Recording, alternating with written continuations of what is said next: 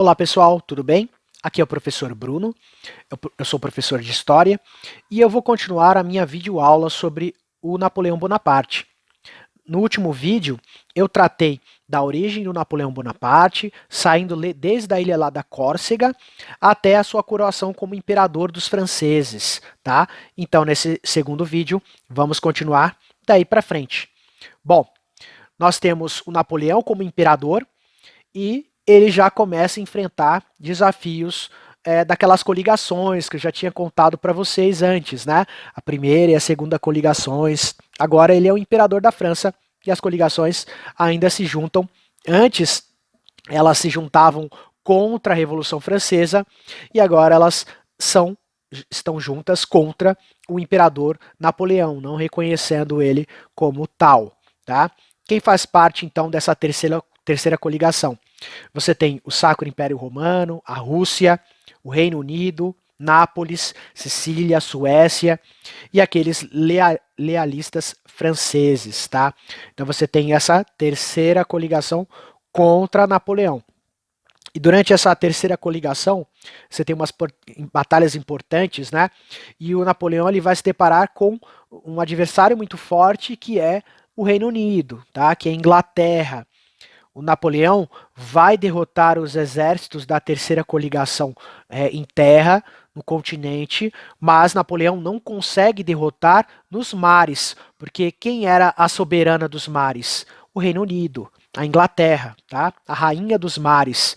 E aí o Napoleão vence em território, vence em terra, vence no continente, mas não consegue vencer as batalhas navais travadas contra a Inglaterra. À esquerda você vai ver o almirante Horatio Nelson. Ele vai ser, esse almirante Nelson, o maior adversário do Napoleão do lado inglês, né? Ele termina morrendo na batalha chamada Batalha de Trafalgar, que é uma batalha onde Napoleão vai perder para a Inglaterra nos mares. Tá? Ele vira um herói dos ingleses, ele vira um herói por conseguir derrotar o Napoleão, mesmo que ele tenha morrido durante a batalha. Tá? E o Napoleão, que parecia invencível, ele agora ele vai reconhecer que ele consegue vencer em terras, mas não consegue vencer nos mares. Isso aí é com os britânicos. Bom, com a vitória do Napoleão em cima da terceira coligação, ele vai pegar os territórios que ele derrotou e vai colocar os seus irmãos para governar lá, tá? Então ele vai pegar o seu irmão José e vai colocar ele como rei de Nápoles, e ele vira José I de Nápoles. Vai pegar o seu irmão Bonaparte e vai colocar como o rei da Holanda, e ele vai virar Luís I da Holanda, tá? Então você tem ali aqueles reis que vão concordar e baixar a cabeça para o Napoleão e aceitar o seu domínio como imperador, vão manter os seus cargos. Aqueles que se voltavam contra Napoleão, ele derrotava e colocava seus parentes para governar. Você pode ver aí os dois irmãos governando tanto Nápoles, que hoje é território da Itália, né? Quanto a Holanda. E aí, depois dessa derrota que o Napoleão vai ter para a Rainha dos Mares, para os britânicos, o Napoleão ele vai tomar uma outra atitude. Qual é? Ele vai criar o famoso bloqueio continental, onde ele vai fazer uma linha de proibição. Né? Você pode ver aí nesse mapa os territórios em roxo, né, em lilás no caso, em rosa, são os territórios que o Napoleão agora dominava. E ele proibia agora que esses territórios negociassem com quem? Com a Inglaterra, com o Reino Unido. Lembrem que esse território da Grã-Bretanha, né, atualmente aí do Reino Unido, eles são ilhas, né? Eles não são continente. Então Napoleão dominava a parte territorial, mas agora na parte ali ele teria que enfrentar os ingleses via parte marítima e não conseguia. Então ele queria o quê? Estrangular economicamente o Reino Unido. Tá? Essa era a intenção do Napoleão com o tal do bloqueio continental, que começa 21 de novembro de 1806. Tá? O bloqueio continental é uma resposta do Napoleão ao poder naval britânico. Já que eu não consigo vencê-los nas batalhas navais, vou enfraquecê-los economicamente e de outras formas, até no momento que eu consiga derrotar a Inglaterra. Era a pretensão napoleônica. As coligações não desistem e elas continuam se juntando e elas continuam atacando Napoleão Bonaparte. Você tem entre o ano de 1807 e 1809 o ataque da quarta e da quinta coligação. Na quarta coligação participa a Prússia, a Rússia, o Reino Unido, grande inimigo do Napoleão, né? A Saxônia, a Suécia e a Sicília. Durante essa quarta coligação, o Napoleão derrota o exército russo e vai fazer um acordo com o czar, com o imperador russo. Ele vai assinar um tratado ali de não mais agressão contra um tratado de paz com o Napoleão.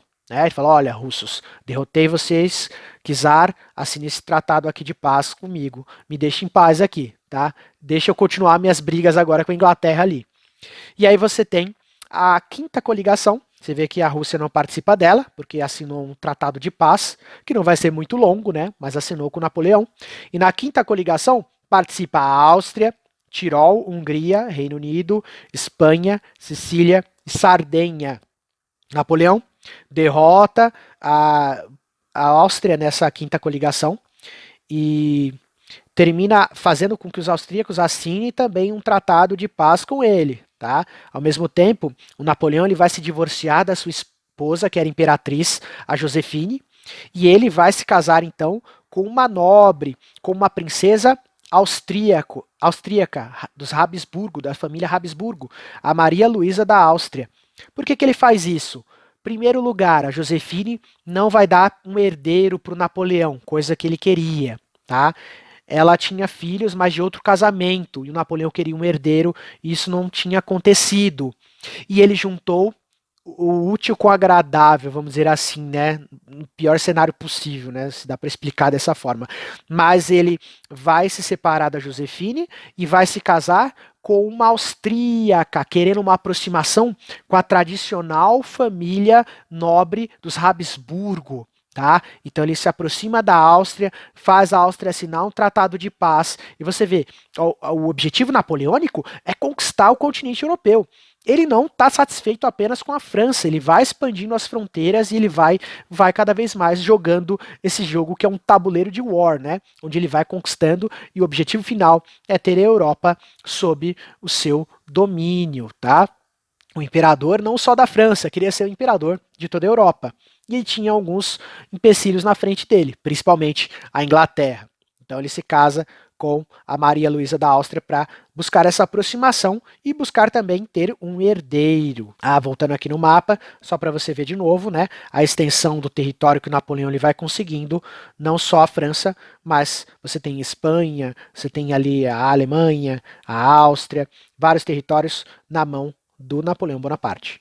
Bom, quando se fala da história do Napoleão Bonaparte, a gente tem que lembrar que ela é importante para contar a história do Brasil também, tá? Para contar sobre a própria independência do Brasil, que é um tema que a gente vai ver em outra matéria, em outro tema mais para frente, em outra videoaula. Mas como é importante Napoleão para a história do Brasil? Porque o Napoleão ele termina pressionando o Reino de Portugal, né? E o Reino de Portugal, pressionado pelo Napoleão, ele vai fugir para a colônia brasileira. Tá? Vou explicar um pouco melhor para você. Portugal era próximo dos ingleses. Os ingleses tinham aquele tratado de Meeting entre eles, né? Então você tinha um acordo entre Portugal e Inglaterra, antigo, e agora você vê aqui, olha aqui no mapa, a última pontinha que o Napoleão não tinha ainda conquistado, nesse lado aqui mais ocidental, era Portugal. E aí o rolo compressor, que é o Napoleão, vai conquistando, conquistando, conquistando, e ele chega para os portugueses e dá ultimato. Vocês vão ficar do meu lado ou do lado dos meus inimigos, que são os britânicos, né? Se ficar do meu lado, tudo bem. Se ficar contra mim, já sabe que eu vou atacar vocês e, né, vou tirar vocês do poder. Então você tem essa situação, esse mato sem cachorro, né? No caso, na época, nem tinha rei em Portugal, né? A rainha, que seria a rainha de Portugal, ela estava com problemas mentais, e quem cuidava, quem administrava Portugal era um príncipe regente, Dom João VI. E aí você tem a fuga da família real, apoiada pelos ingleses, para a colônia que existia lá na América do Sul, chamada Brasil. Pois é. vai ter um capítulo específico, onde a gente vai trabalhar numa videoaula sobre a história da chegada da família real. Isso aconteceu, a fuga da família real lá de Portugal acontece em 1807 e eles chegam aqui no Brasil em 1808 e mudam tudo. E é extremamente importante a vinda da família real, porque ela é um grande passo para anos depois acontecer a independência do Brasil. Tudo bem? Mas isso fica para uma outra videoaula, que não é o tema aqui principal. Eu falei para vocês que Napoleão fez acordo lá com o czar, né, com o imperador da Rússia. Só que esse acordo, né, ele não vai durar muito. Por quê? O czar Alexandre I, ele vai furar o bloqueio continental várias vezes, até o momento que o Napoleão não vai mais aceitar. Também Napoleão queria os recursos alimentícios russos, né? Então ele vai invadir a Rússia. Isso vai ser uma jogada muito errada do Napoleão, tá? Ele invade a Rússia e ele vai perder em território russo, tá? Ele invade a Rússia em 1812 e lá ele é derrotado. Ele é derrotado pelo inverno russo, que vai abater as tropas napoleônicas.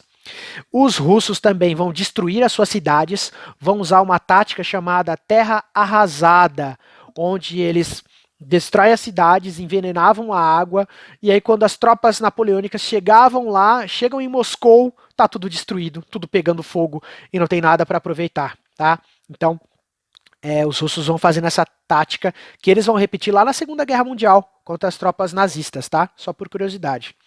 Então você tem ali Napoleão perdendo na Rússia. E é uma derrota muito grande, porque ele vai perder muitos dos seus homens. Dê uma olhada com quantos soldados Napoleão foi lá para a Rússia.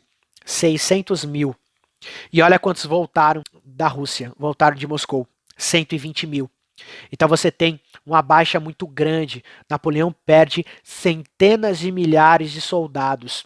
E se antes ele conseguia vencer todas as coligações, agora perdendo seus exércitos, mesmo usando toda a sua habilidade estratégica militar, ele não seria mais páreo para vencê-las. Tá? Você vê a imagem mostrando um quadro que tem por título Moscou em Chamas, 1812, mostrando o Napoleão desesperado em meio a Moscou pegando fogo, que fazia parte daquela estratégia da terra arrasada que eu comentei com vocês. Outro quadro mostra aqui os soldados napoleônicos, né, os soldados de Napoleão e o Napoleão ali, cabisbaixos, voltando da Rússia. Você vê que o inverno ali bem pesado, né, alguns homens mortos no chão. E você tem lá, como eu comentei com vocês, 600 mil soldados vão com Napoleão contra a Rússia. E aí quando Napoleão ele volta, ele é atacado pela Sexta Coligação, que já estavam esperando para acabar com Napoleão. Tá? Dessa vez, você tem a Rússia voltando ali para a coligação. A Prússia, a Áustria, o Reino Unido, a Suécia, a Espanha, Portugal, Sicília e Sardenha e derrotam Napoleão. Tá? Napoleão é derrotado na Batalha das Nações, como ela é chamada, que acontece lá na cidade alemã de Leipzig. Tá? Então, Napoleão, depois dessa derrota, ele é obrigado a abdicar. Olha essa imagem, esse quadro que mostra Napoleão, depois que ele vai abdicar, derrotado, né? Ele vai assinar um tratado que vai ser empurrado para ele, chamado Tratado de Fontainebleau, né?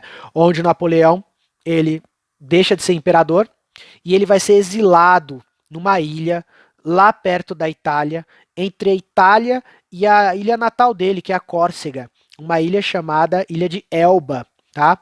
Então ele não perderia o título de imperador, ele receberia uma pensão de 2.000 francos e ele levaria 400 militares para ficar lá com ele. Tá? Então você tem o Napoleão sendo derrotado, mas ainda recebendo privilégios. Né? Ele é um prisioneiro, mas é um prisioneiro numa prisão sem grades. Né? Ele é prisioneiro em uma ilha, ele tem soldados, ele ganha salário, ele ainda pode ser chamado pelo título de imperador, mas imagina para um camarada que conquistou um continente quase, ser limitado numa ilha. Pois é, aqui você tem uma aproximação, né, da pequena ilha de Elba, onde Napoleão vai ficar preso. Será que ele vai ficar preso por muito tempo? Bom, continuaremos esse vídeo em outro momento, e é isso aí, gente. Um abraço e até a próxima. Tchau, tchau.